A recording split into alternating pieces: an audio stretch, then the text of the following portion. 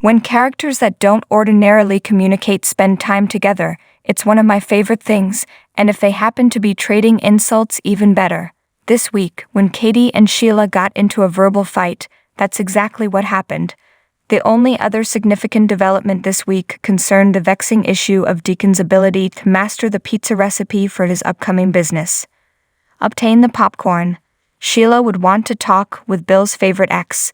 I knew after overhearing Katie and Bill's conversation last week. Or even your second choice.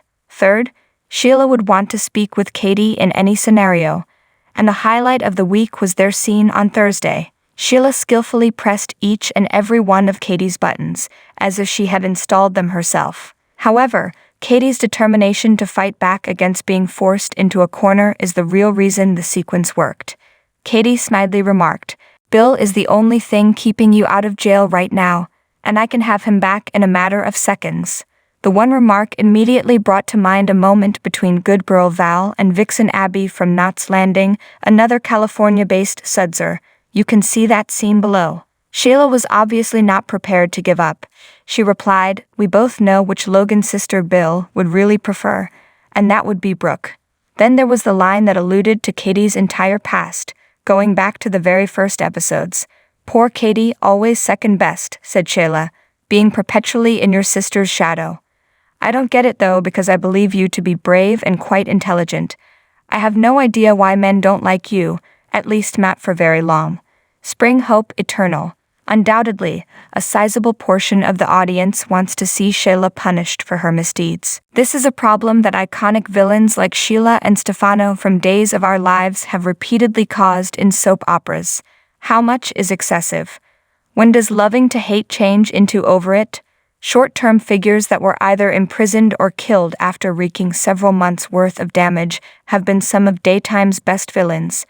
My all-time favorite soap, The Edge of Night, was the best at this.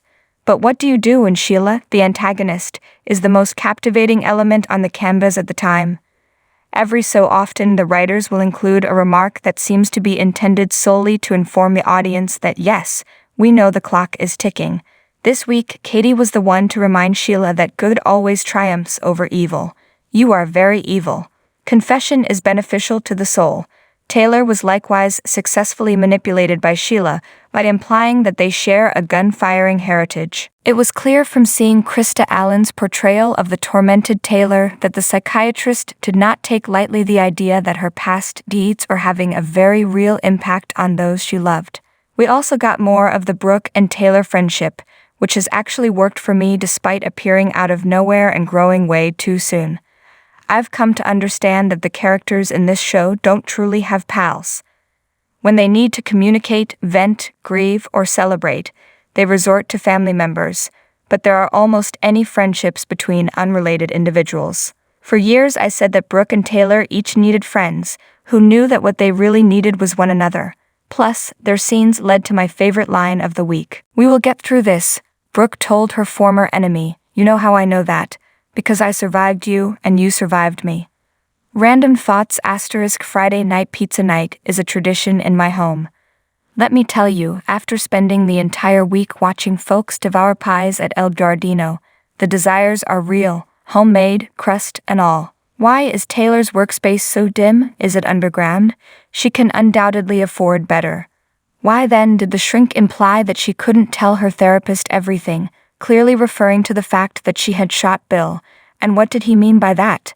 Did no one ever mention doctor-patient confidentiality to our favorite internationally renowned psychiatrist? Thanks for watching this video. Please subscribe to our channel, Daily Bold Media, and stay with us.